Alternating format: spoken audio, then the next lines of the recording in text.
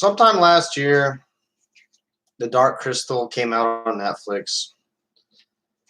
And I just wasn't too thrilled with the idea of it. I felt as if they would be raping yet another beloved franchise by co-opting it to some wokeism. And it was co-opted into wokeism, but in the end, I think you'll find that it was worth it. It was absolutely worth it. This is a fantasy adventure, the likes of which I have seldom come across. It is absolutely captivating, and here's why. Here's why. So, I've talking about sacrifice, the importance of sacrifice in the channel, and you have to sacrifice in order to watch this. Okay, the first episode or two, really kind of cringy. The Gelfling Society doesn't really seem to offer much besides typical tropes. It's really just typical stuff. And there's lines in there like, "Oh, of course I can fly. I'm a girl," and this really kind of bad romance in the castle. But this is all forgivable, or it actually builds into the show in a way that you wouldn't expect. So it's just the price you pay. You got to pay for a little bit. Now, I'm not talking about hours here of payment. It's probably down to dozens of minutes. There's just a lot going on here, so I'm going to hit you with an incomprehensible tangent.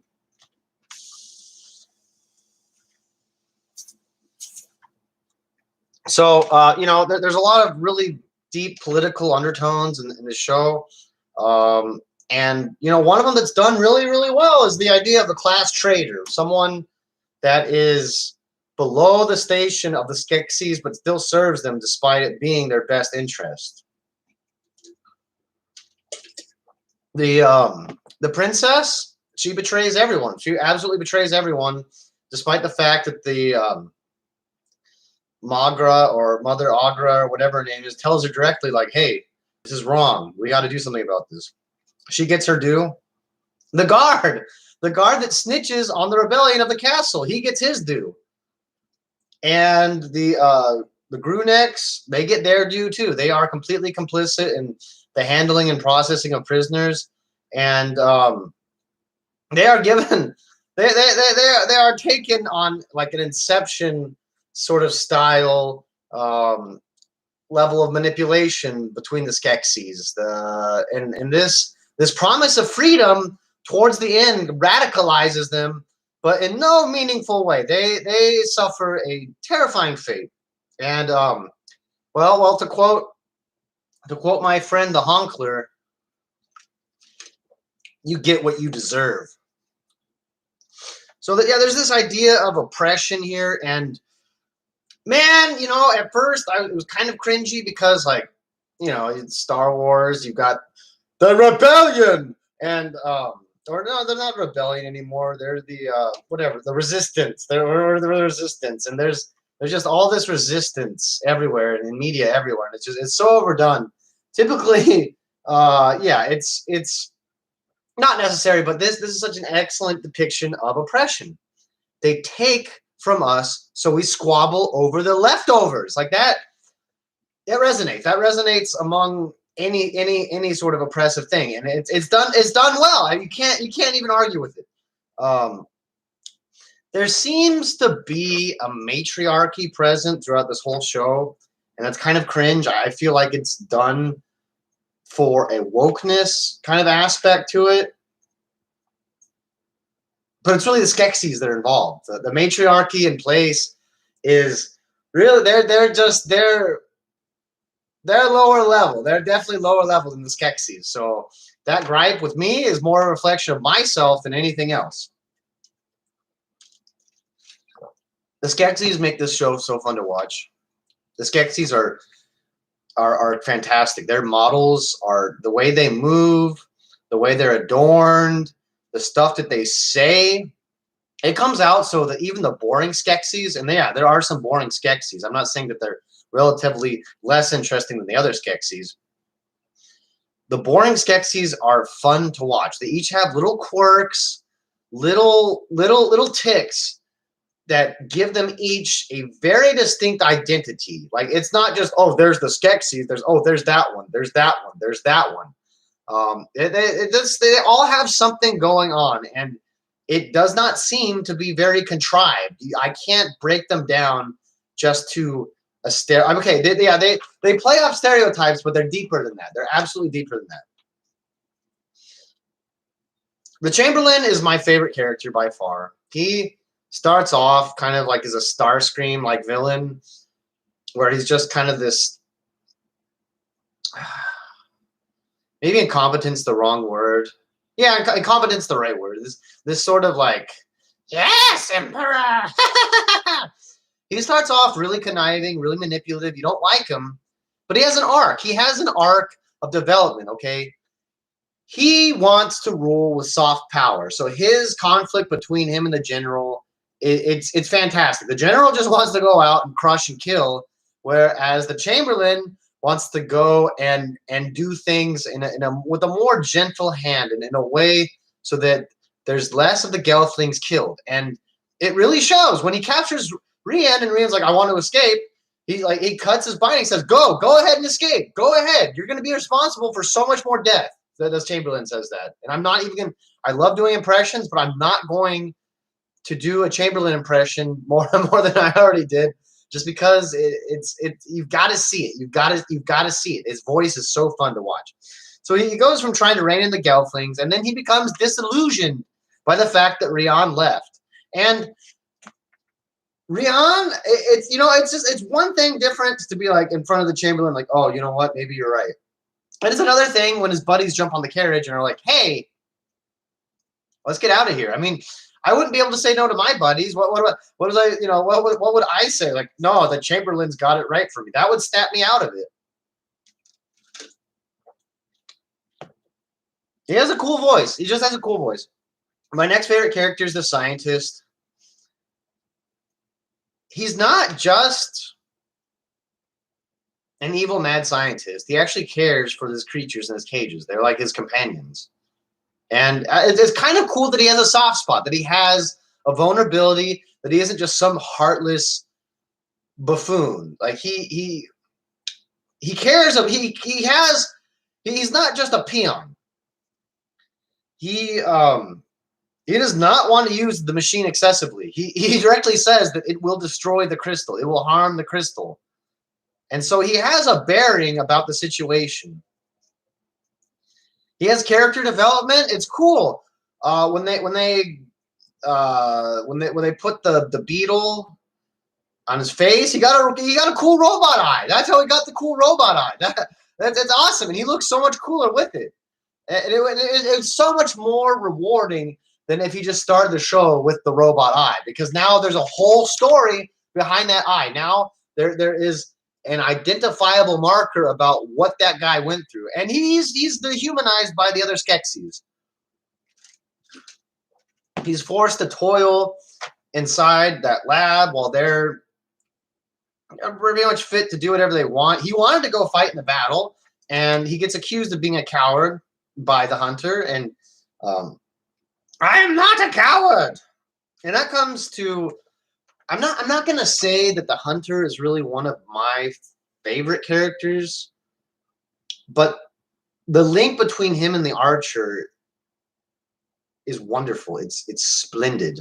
Splendid. So, the archer is a ranged guy. I wouldn't even call him a combatant. He just shoots arrows. It's hard to say, really. He's good at shooting arrows. And the hunter is good at getting up close, and he has an extra set of limbs just for tearing them apart. And the battle scene between them really made it palpable, because when the archer shot down the hunter, he felt the blows himself. He collapsed. And it made the combat so much more than just like, ha, we got him. Now, it was felt on both sides. The combat was felt on both sides, absolutely. And what the Skeksis do with his body when they think that he's going to die, was great. They can't accept death. They can't accept that he died. So they string him up in the throne room like a puppet or something. It was very macabre, but it was awesome.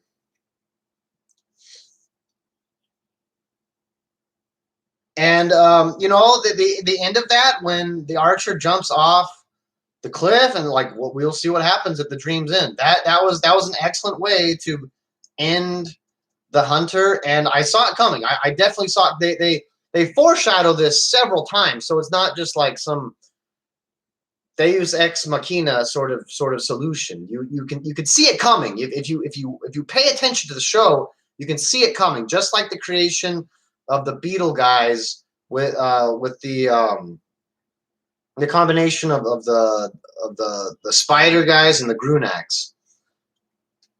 The show feeds you little hints. Okay, it's a smorgasbord. It's an absolute smorgasbord of details. If you just pay attention, there's so many things going on, so many things to drink in, and the attention you put into the show will be thusly rewarded. Okay, there's no like. It's hard to really say who's at center stage here. I mean, Rian, he is a protagonist, but there's just so much going on here that it's almost a balancing act with you, the viewer, and really whatever take you want to have on it, it comes back. It comes back all the way around. The Skeksis culture, this absolute maybe fear of the death, but more importantly, the avoidance of death is fantastic. It's what gives them a motivation. They're not just evil bastards. They're trying to escape death. And the Chamberlain even rationalizes it like, all things feed. It's natural to feed. The way we look at you is the way you look at crawlers. And I mean, I'm not saying that that's actually a suitable justification, but it's their motivation. And that's what makes them, that's what gives them, even though each of the Skeksis pretty much are a stereotype of this or that, it gives them a depth beyond just being a Disney villain. I'm just like, I'm the bad guy, woo, woo, woo.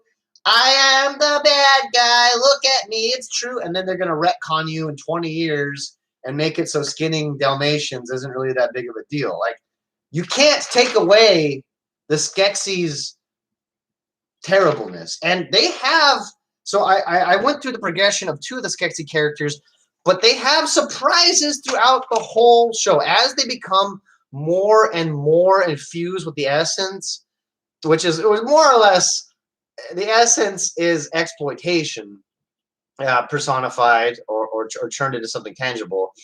The ends start justifying the means at greater and greater intervals. After, they start expecting more and more from the Gelflings, and it clouds their judgment. It absolutely clouds their judgment. They're only thinking on the short term, and you as the viewer get to figure this out. They talk about exterminating the Gelflings and how the Gelflings are a blight and this or that, but they also need the Gelflings for so much, namely the essence. And the Chamberlain even says, "Wise shepherd does not call the whole flock."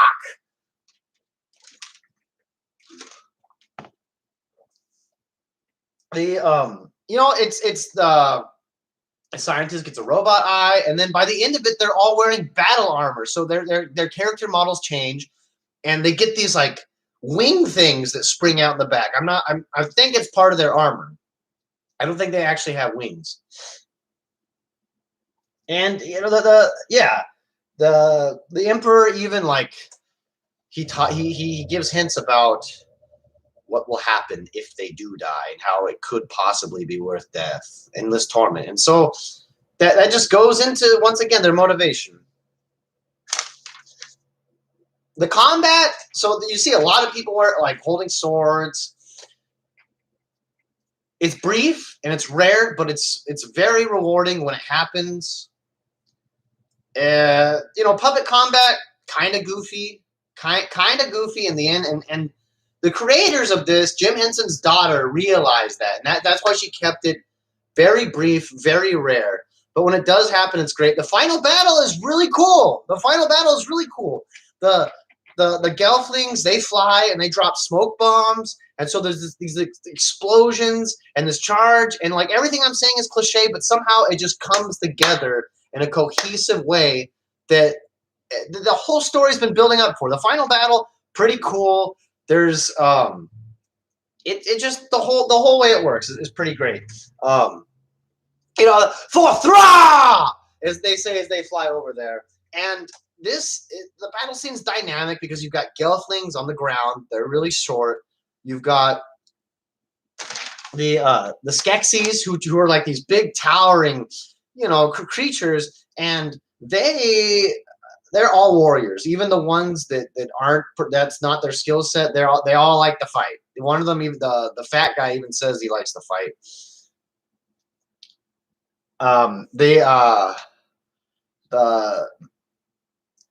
The Master of Scrolls, or whatever his name is, when he launches the wing blades and it hits the flying Gelflings, he's like, I got one, and that part was great. I don't know why it is. You got to see it. And so the hunter ends up coming back to the battle and ends up like taking Rian, and he's doing this whole supervillain speech thing or whatever while he's crushing the life out of Rian. And then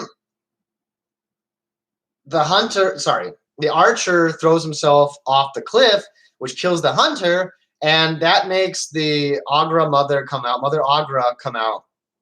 And one of the Skeksis is like, doesn't anything stay dead anymore? And it really feels like these creatures are coming together, throwing all their wits together, and then reacting to it in the moment, like in an organic way, instead of this long, thought out, contrived deal that is not organic. And then the battle ends when that Skeksis with the buboes, with the pustules, she gets hit with a dark energy, and she's like, well, that wasn't so bad. She explodes, and it was like the Skeksis never stop being the Skeksis. They are true to themselves. Something that really just caught me at odds was how satisfying it was when the puppets actually pick up items and then like snap them together. They put together this crown, and it's like the shards of the crown go together. When they put the dual glaive together, it's satisfying. It's smooth. I don't know exactly. And it gets my brain just wheeling. Like, how would you get puppets to do this? Now, there's a lot of things. I get the picture that, there's a lot happening off screen, in that there's a lot of manipulation, and they're moving around the puppets in a lot of ways like that. So, there's that. And then, there's a puppet show in this puppet show. The puppets put on a puppet show, and it's Puppetception. It's pretty good. It's pretty good just because it's made to look crude, but it actually comes out to be so creative.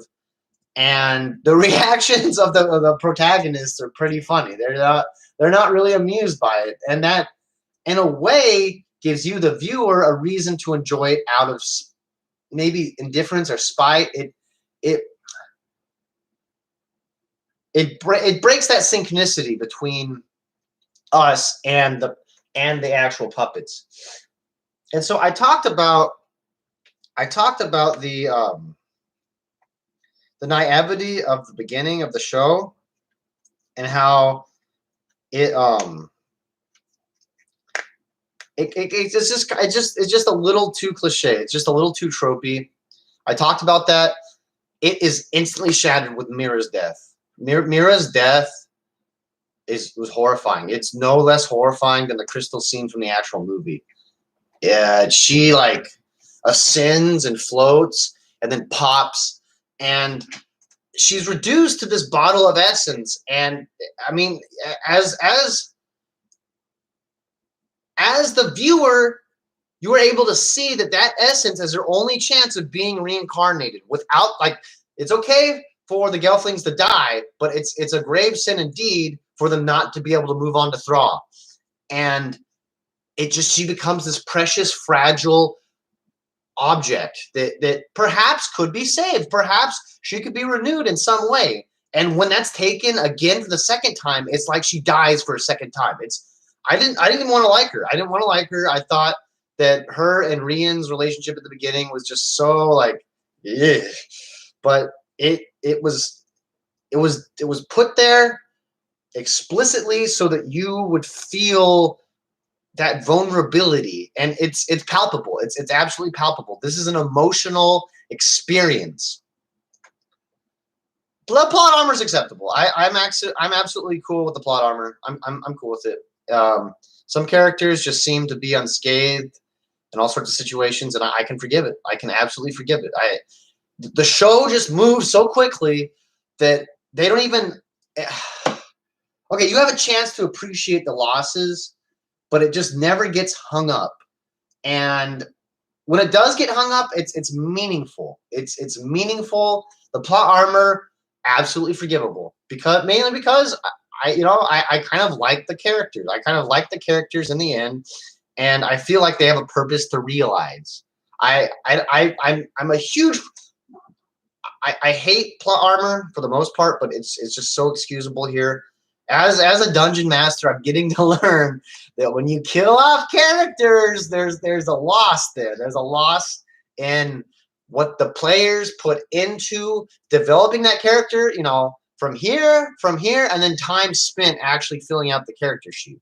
So you're basically asking them to undo all their investment. And in terms of resources, they put all this time and money into these freaking puppets, all right? So making a puppet to replace it or taking that puppet off screen kind of ruins the investment. Totally cool with it.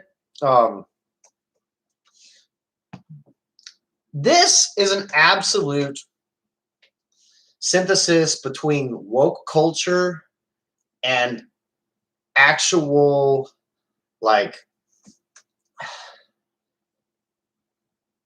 it's woke culture enforced with an actual, like, there's actually stuff to watch here. There's actually stuff to do. It's not Holdo withholding the information because she doesn't like the male hotshot pilot. There's a reason everyone does everything in here. And ultimately this show has a tragic ending because Netflix is not renewing the second season. Nope. So you can pander to these people and you can show them what they want to see. And all I'm saying, they took the best of both worlds here. But the wokeness of it didn't matter. Didn't matter. And I guess the other part of it too, the other part that I'm struggling to verbalize here didn't matter either. In the end, I think the puppets were just too expensive to operate and run and make. You have so many beautiful settings. You have so many beautiful set pieces. You have so many beautiful, like, characters and creatures in a whole warbulous, wacky array that really, like, even if they were speaking the entire thing in a different language, I think this could have been cool. I think it would have been a visual spectacle just to watch it if they each had their own, kind of like the Podlings language. It would still be so fun to watch. And I think you could still follow it for the most part, just by watching what they do.